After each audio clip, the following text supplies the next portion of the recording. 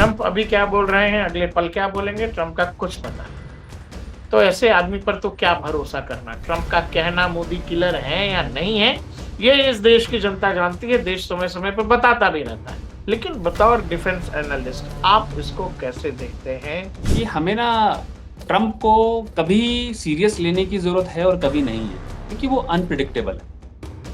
लेकिन उनकी अनप्रिडिक्टेबिलिटी में एक चीज़ को आप बड़ा क्लियर प्रिडिक्ट कर सकते हैं, जहाँ-जहाँ उनकी बेइज़्ज़ती होती है, वहाँ वो लोगों को बोलते हैं कि जो वहाँ का स्टेट का लीडर है, उस देश का जो लीडर है, जो वहाँ सत्ता में है, वो बड़ा मजबूत है।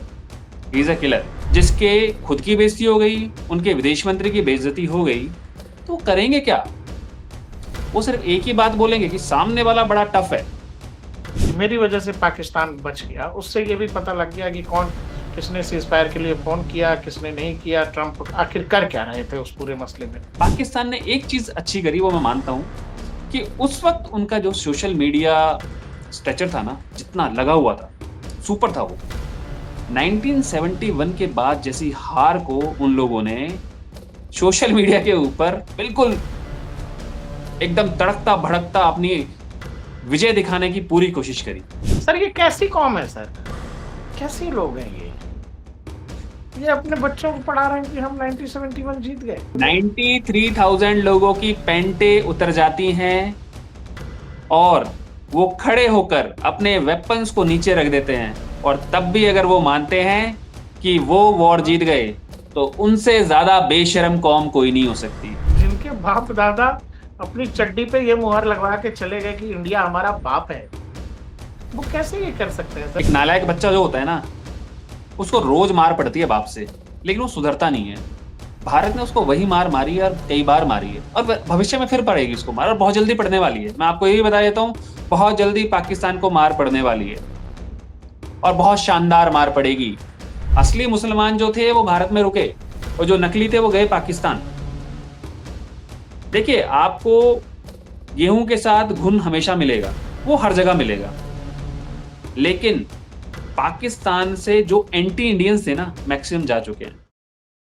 दर्शकों नमस्कार, आप देख रहे हैं डीएनपी इंडिया। मैं हूं प्रकाश ललित, साथ में है लेफ्टिनेंट कर्नल विकास गुर्जर। सर बहुत बहुत शुक्रिया हमारे साथ जुड़ने के लिए। और भारत माता की जय, जय हिंद। जय हिंद, जय भारत।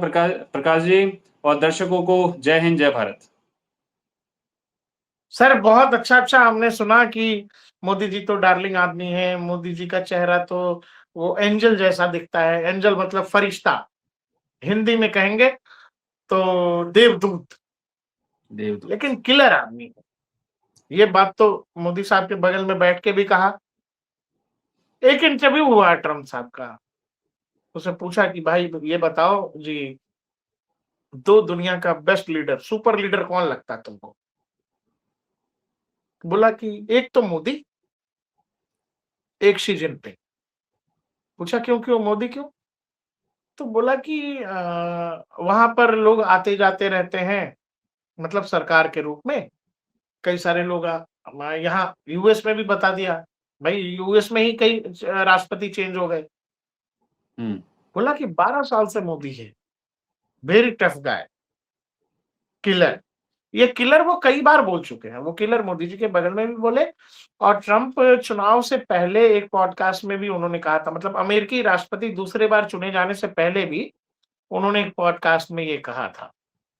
और बोला कि वो आदमी बहुत टफ है, बहुत टफ नेगोशिएटर है, बाहर से बड़ा सॉफ्ट दिखता है लेकिन है बड़ा टफ। उसके बाद शी जिनपिंग के बारे में बोला, बोला यही दो लीडर है जो मुझे जो है मजबूत दिखते हैं और ताकतवर लगते हैं।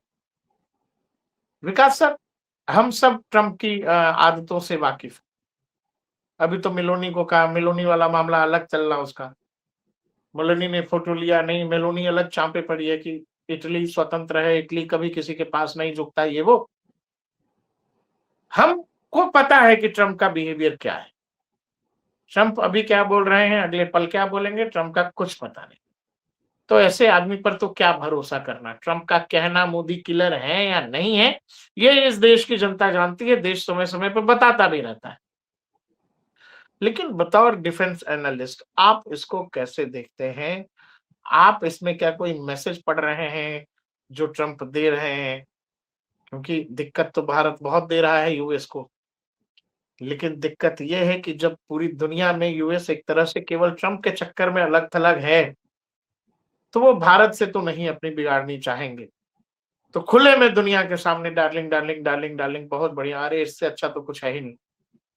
और पीछे से तमाम तरीके की सिस्टम हम देख लें कि मणिपुर से जो हम लोगों ने पकड़ा था, है ना? ऐसी पचासों चीज़ें हैं जो हम बात कर सकते हैं।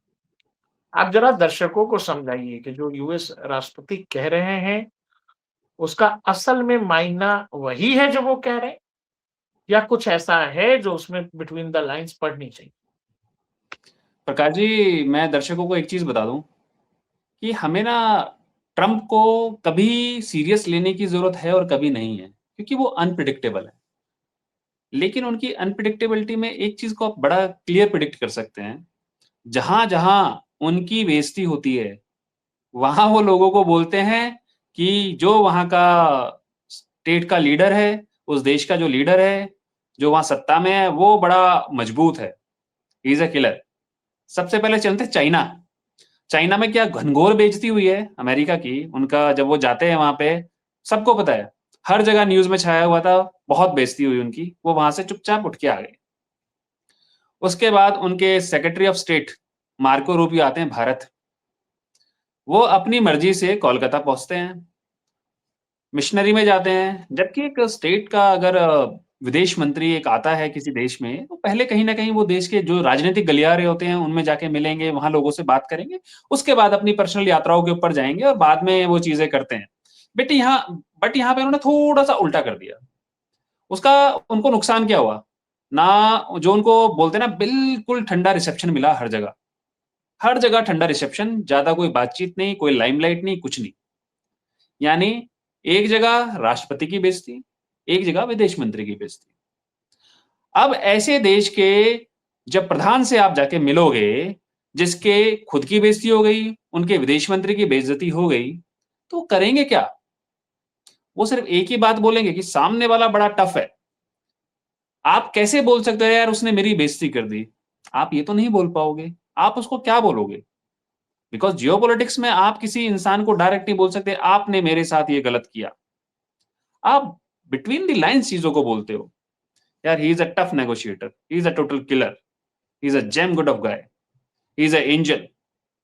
हाँ, वो देवदूत है, लेकिन देवदूत वो भारत की जनता के लिए है। ये उन लोगों के लिए है जो भारत के खिलाफ नहीं सोचते हैं। वो उन लोगों के लिए देवदूत है, बिल्कुल है। लेकिन जो भारत के खिलाफ सोचते हैं, जो भारत का बुरा चाहते हैं, ही is a total killer for them. उसमें कोई डाउट नहीं है।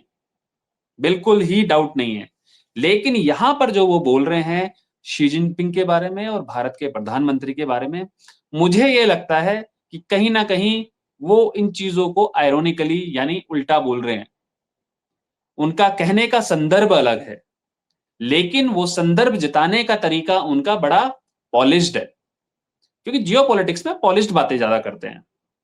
दूसरे को बुरा भी ना लगे, लेकिन आपने दूसरे को समझा दिया, मुझे आपकी बातें बड़ी बुरी लगी। आप देख लीजिएगा। दूसरा, जो देश वो मानते हैं कि कहीं न कहीं उनके खिलाफ खड़ा हो रहा है, उनके सुपर पावर के स्टेटस को चैलेंज कर रहा है, आप कभी भी उसके स्टेट हेड को प्रेज़ नहीं करेंगे।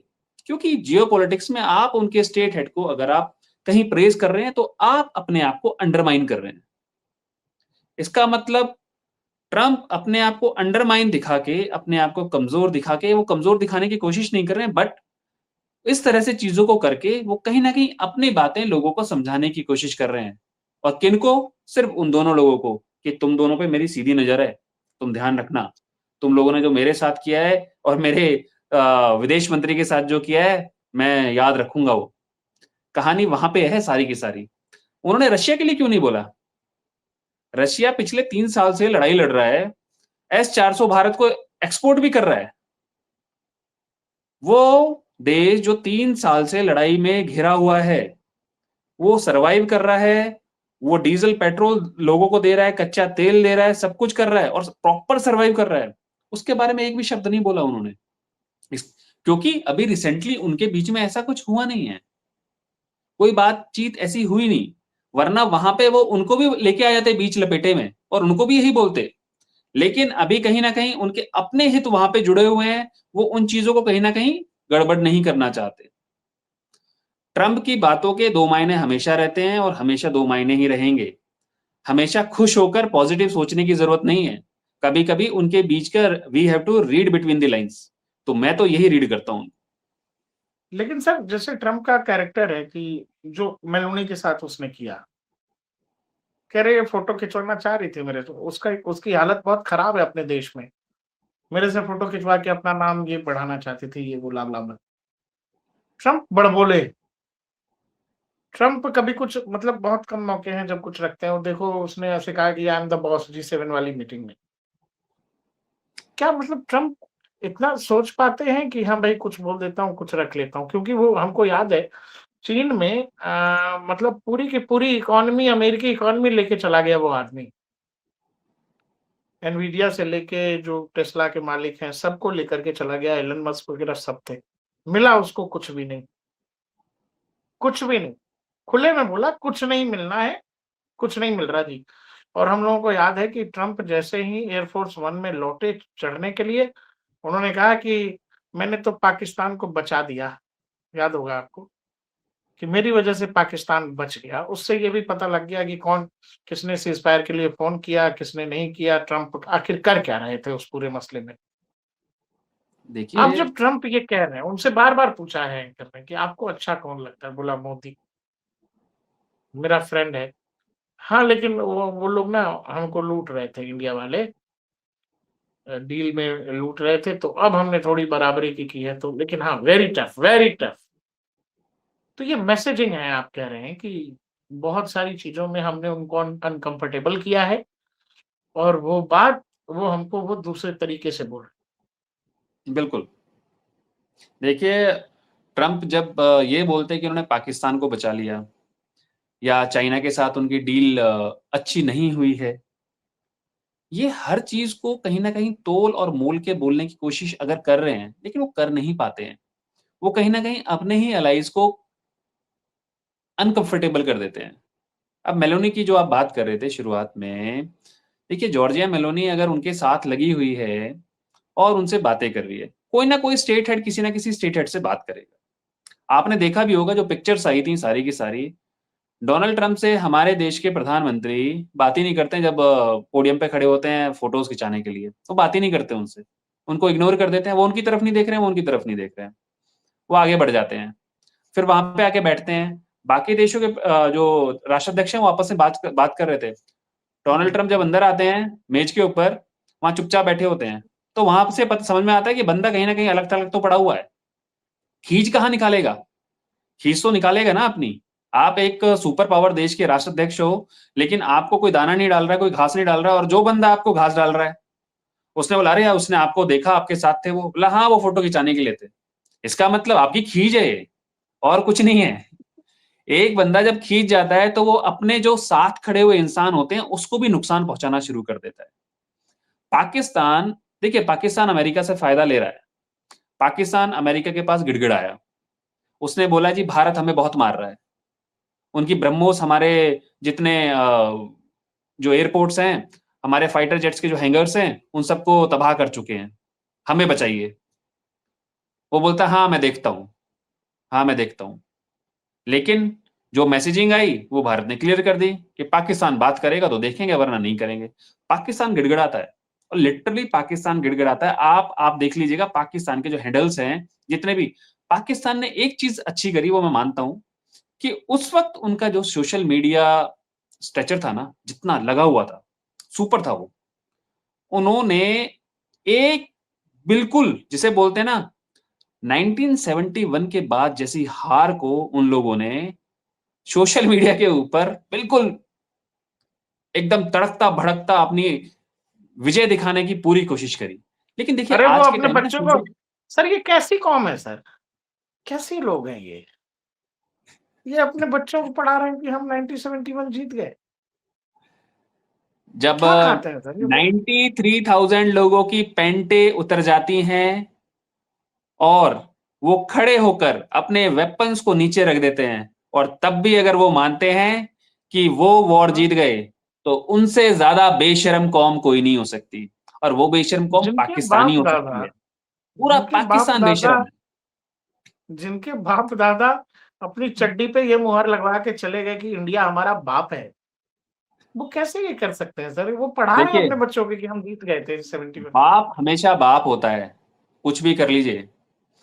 पाकिस्तान कितना ही, एक नालायक बच्चा जो होता है ना, उसको रोज मार पड़ती है बाप से, लेकिन वो सुधरता नहीं है। भारत ने उसको वही मार मारी है, और कई बार मारी है, और भविष्य में फिर पड़ेगी उसको मार, और बहुत जल्दी पड़ने वाली है। मैं आपको ये भी बता देता हूं, बहुत जल्दी पाकिस्तान को मार पड़ने वाली है, और बहुत शानदार मार पड़ेगी। पीओके भारत में भी आने वाला है, और बहुत जल्दी आने वाला है, मैं आपको ये भी बता देता हूं। लेकिन पाकिस्तान की औकात वही रहेगी जो थी, जूते की नोक पे। मैं बड़ा क्लियर बोल रहा हूं और बहुत साफ बोल रहा हूं, जूते की नोक पे। और उसका रीजन है, आप जब किसी दूसरे देश का, जो आपका पड़ोसी देश है, उसका बुरा चाहोगे, तो आपके साथ वही होगा। अपने बच्चों को अगर आप जहर बनाना सिखाओगे, तो जहर ही बेचेंगे और जहर ही खाएंगे। वो कभी किसी का भला नहीं सोच सकते। एक पाकिस्तानी, सर उनके इनके उनके साथ बुक्स कितना के अंदर अजीब है ना कि ये लोग क्या उनकी अपने बुक्स के 5 अंदर पुश्तों का नाम बता सकते हैं उनकी सही से? 5 पुस्तों के नाम बताएंगे, तो किसी में राम और श्याम मिलेगा आपको, 5 ही पुस्त में। तो फिर बता, मैं ये बता इसीलिए देता तो नहीं हूँ, बताएंगे ना, इसीलिए नहीं कोई बताएंगे, राम क्यों सिंह बताएंगे? मिलेगा, कोई श्याम सिंह मिलेगा, ठीक है। सारी पुस्तों में, इसीलिए 5 बताएंगे पुस्तों नहीं। में ऐसा कोई मिलेगा ही नहीं। और सबसे बड़ी बात, ले, एक बड़ी अच्छी लेकिन कहावत इन्होंने है, इन्होंने ये बताया कि इनके अब्बू अरब से आए थे। जो एक नई दुल्हन होती है ना, एक बड़ी अच्छी कहावत है, एक जो नई दुल्हन होती है, उसके लटके झटके कुछ ज्यादा ही होते हैं, ठीक है। तो वही हालत पाकिस्तान की है। मैं इससे ज्यादा इस बारे में नहीं नया नया बोलूंगा, पाकिस्तान की हालत नया वही है। नया मुल्ला ज्यादा प्याज खाता है, वो वाली बात। हाँ, बस, आपने बिल्कुल सही बात बोली। उनको प्रॉब्लम और किसी चीज से नहीं है, अपने आप को अरब के नजदीक दिखाने की है कि हम उनसे बड़े मुसलमान हैं। अरे उनसे बड़े मुसलमान तो भारत में बैठे हैं। असली मुसलमान जो थे वो भारत में रुके, और जो नकली थे वो गए पाकिस्तान। देखिए, आपको गेहूं के साथ घुन हमेशा मिलेगा, वो हर जगह मिलेगा। लेकिन पाकिस्तान से जो एंटी इंडियंस थे ना, मैक्सिमम जा चुके हैं। इंडिया से पाकिस्तान में जा चुके हैं जो मैक्सिमम एंटी इंडियंस थे। लेकिन कुछ लोगों के अंदर कीड़ा होता है, वो कीड़ा हमेशा रहेगा, उसको आप साफ नहीं कर सकते। वो हर किसी में मिल सकता है, कीड़े की कोई वो नहीं होती है। लेकिन उनके अंदर थोड़ा ज्यादा कीड़ा है। और देखिए ना, भारत में भी आपको बहुत सारे लोग मिलेंगे। जब पाकिस्तान का मैच हो रहा होता है, मैंने तो मतलब अपनी आंखों से देखा है, पाकिस्तान का मैच हो रहा होता है, तो लोग हो हल्ला शुरू करते हैं और पाकिस्तान की जय बोलने शुरू कर देते हैं। बहुत लोग हैं, बहुत, मैंने आंखों के क्या सामने देखी है बात चीजें। है। रोका है, बताया है, समझाया है। लोग बोलते थे कई जगह। मैं आपको एक्सपीरियंस बताता हूँ एक। अगर हम पाकिस्तान में मिलना चाहते हैं, तो जाने जाने दीजिए पाकिस्तान में, आपको क्या फर्क पड़ता है। तो मैंने बड़ा क्लियर बोला उनको, आप पाकिस्तान जाइए, आपको किसी ने नहीं रोका। हमने तो नहीं रोका आपको, आप आज चले जाइए। कश्मीर तो ऋषि कश्यप ने बसाया था, उनके नाम पे है। ये तो भारत का है। आप जाइए, आपको कोई रोकेगा टोकेगा नहीं।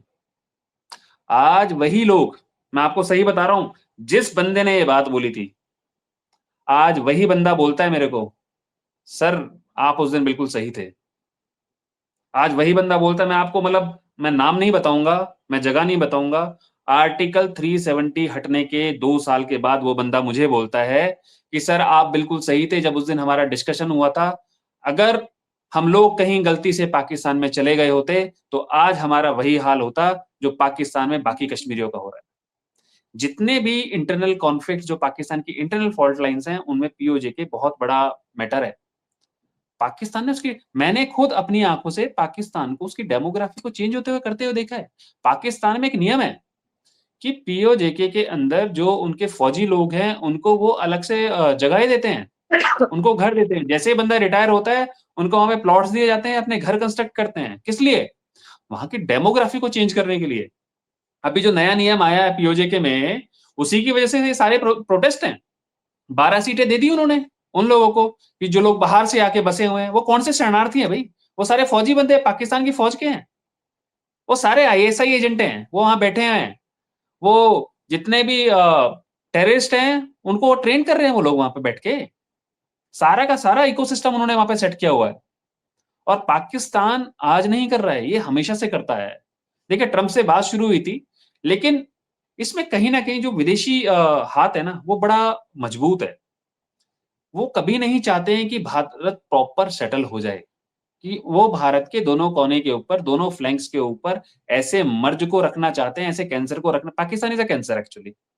वो एक कैंसर हमारे दूसरे बाजू पे भी तैयार करना चाहते हैं, जिससे हम अपने इन्हीं कॉन्फ्लिक्ट्स के अंदर घिरे रहें और उन लोगों की बातें मानते रहें। जो हमने अपने पिछले वीडियो में बात करी थी वही बात यहाँ पे है, कि हमारे इंटरनल कॉन्फ्लिक्ट्स को वो कहीं ना कहीं अपनी लेवरेज के रूप में रखना चाहते हैं। तो ट्रम्प साहब जो इतनी अच्छी अच्छी चिकनी चिकनी चुपड़ी चुपड़ी बातें कह रहे हैं, उन बातों का मतलब कुछ और है। और दूसरा, ये मीटिंग भारत से ज्यादा यूएस के लिए ज्यादा जरूरी थी।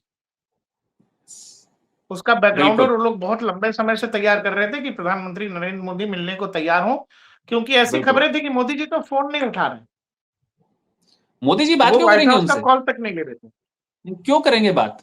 जब आप उनके 3 नाविकों को जो मर्चेंट नेवी में हैं, जिनका कोई काम नहीं है वेपन से रिलेटेड, वो सिर्फ एक व्यापारिक जहाज के ऊपर बैठे हैं, वो अपना काम कर रहे हैं, आप उनको कत्ल कर देते हो, कोल्ड ब्लडेड मार देते हो उन लोगों को। मैं तो कोल्ड ब्लडेड मर्डर मानता हूं इसको, जो यूएस नेवी ने किया है। ये उन लोगों ने किया। देखिए, हर इंसान के अंदर कहीं ना कहीं बस कहने की आदत होती है कि बस अब बहुत हो गया। भारत ने उनको वो बोला है कि बस बहुत हो गया, इससे आगे मत बढ़ना, वरना तो चीजें खराब और ज्यादा हो जाएंगी।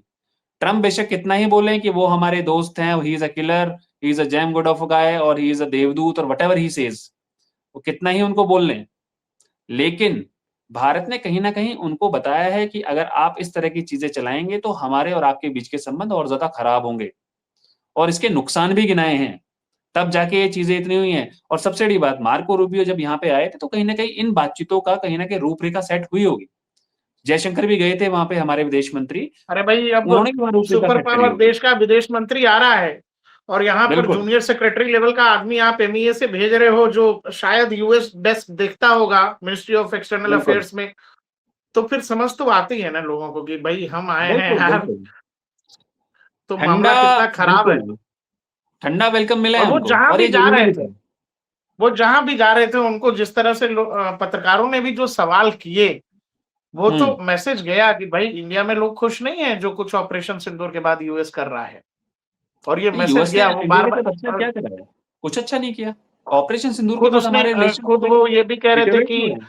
हमें पता है कि भारत बेहद इन चीजों को सीरियस लेता है, जो पाकिस्तान स्पॉन्सर्ड और वहां की जमीन से जो टेररिज्म होता है, हम इन चीजों को ध्यान में रखते हैं। भारत हमारा बहुत बड़ा अलाई है, और हम इन चीजों को सीरियसली ले रहे हैं। वो पब्लिकली भी बोल रहा था कि यार हम सोच रहे हैं यार जो भी है।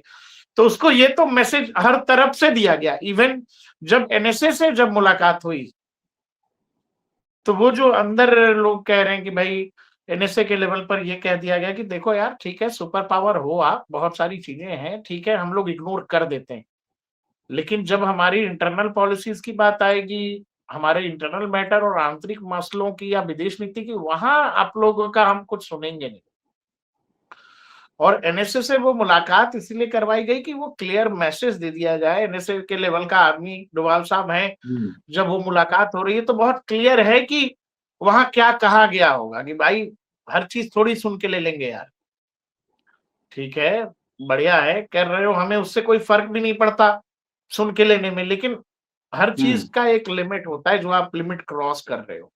और वो चीज उनको कन्वे किया गया उसके बाद। और मुझे लगता है कि फिर उसी के बाद सब ये सब हुआ कि भाई साहब एक मीटिंग तो कम से कम रखवा दीजिए, क्योंकि ट्रम्प को भी तो टीम ने बताई होगी कि भाई तू जो सिचुएशन क्रिएट कर रहा है उसमें अकेला तू ही रहेगा, फिर कोई रहेगा नहीं तेरे पास। बिल्कुल बिल्कुल। और ऐसा ही है। चीन में जैसी बेइज्जती हुई उसके बाद से मुझे लग रहा है कि फिर उसको और स्पीड अप किया गया कि नहीं नहीं, भारत को जो है, फिर देखा हमने क्वाड आउट की भी मीटिंग हो गई। देखिए, क्वाड की मीटिंग तो करने के लिए आए ही थे मार्को रूबियो। देखिए भारत को, देखिए अभी जो उन्होंने इंडो पैसिफिक अपनी कमांड का नाम चेंज किया है, इट्स हाँ, सिग्नलिंग, पैसिफिक कर और कुछ दिया। नहीं है।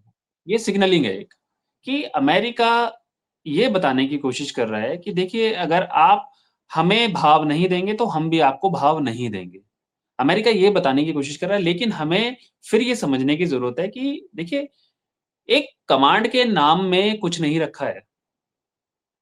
लेकिन जहां आपकी कमांड जिस क्षेत्र को देख रही है, उस क्षेत्र का पावरफुल अलाई कौन है आपका? सिर्फ इंडिया, और कोई नहीं है। आप उसको इंडो पैसिफिक पैसिफिक बोलिए या फिर पैसिफिक बोलिए, उससे फ़र्क नहीं पड़ता है। लेकिन आपकी वो कमांड हमेशा इंडियन ओशन के अंदर ही है। इंडियन ओशन से रास्ता आज से 10 से 12 साल के बाद आपको जब भी आप निकलेंगे, तो हमारा जो निकोबार प्रोजेक्ट अभी चल रहा है, वहाँ से ही आपको आना-जाना पड़ेगा। कहीं न कहीं देखिए, हर चीज़ के अंदर ना छोटी-छोटी, छोटी-छोटी चीज़ें बन के राई का एक पहाड़ बनाती हैं। कहीं न कहीं हमारा जो निकोबार प्रोजेक्ट है, ये बहुत लोगों को खटक रहा है, बहुत ज़्यादा खटक रहा है। इसी में भी बहुत बड़ा रीज़न है एक, कि जो इंडो पैसिफिक कमांड है, उसके अंदर से जो इंडो नाम हटा है ना, वो कहीं न कहीं उनकी नाराज़गी दिखाता है। हम्म, सिर्फ अगर हम ये बोले कि ये तो चाइना को काउंटर करने के लिए, देखिए चाइना को काउंटर करने के लिए होगा, लेकिन ऐसा नहीं है कि बाकी लोग काउंटर नहीं होंगे। इंडिया से मेनलैंड से दूर, आइलैंड के ऊपर आपने एक बहुत बड़ा अपना मिलिट्री बेस बनाया है। उस मिलिट्री बेस में आप लगभग-लगभग पूरा का पूरा जो पैसिफिक रीजन है, वहाँ पे आप अपना प्रभुत्व रखना शुरू कर देंगे। जैसे ही आपकी वहाँ पे चीज़ें डिप्लॉय हो जाएँगी, आपके वेपन्स डिप्लॉय हो जाएँगे, आपके मिसाइल्स डिप्लॉय हो जाएँगे। देखिए, आपके पास भी मिसाइल्स है ना, जो 5, 6, 7, 8 हज़ार किलोमीटर तक जाते हैं। तो वो मिसाइल्स ऑलरेडी पैसिफिक जो ओशन है, वहाँ पे मार करना शुरू कर देंगे। तो वहाँ से समझ में आता है कि सिर्फ डियागो गार्सिया एक अनसिंकेबल वो नहीं है अ, पोत। हमारा जो निकोबार प्रोजेक्ट है, आइलैंड के ऊपर जो बन रहा है वो बहुत बड़ा मेजर शिफ्ट है स्ट्रैटेजिक पार्लेंस में, बहुत बड़ा मेजर शिफ्ट है। और मैं आपको एक चीज़ और बोल दूँ, जो ये बन रहा है निकोबार प्रोजेक्ट, यहाँ से जो गेटवे है, that gateway is for Pacific ocean. उस गेटवे के ऊपर अगर कोई बंदा बैठा है, तो उसे पता है कि कौन आ रहा है और कौन जा रहा है।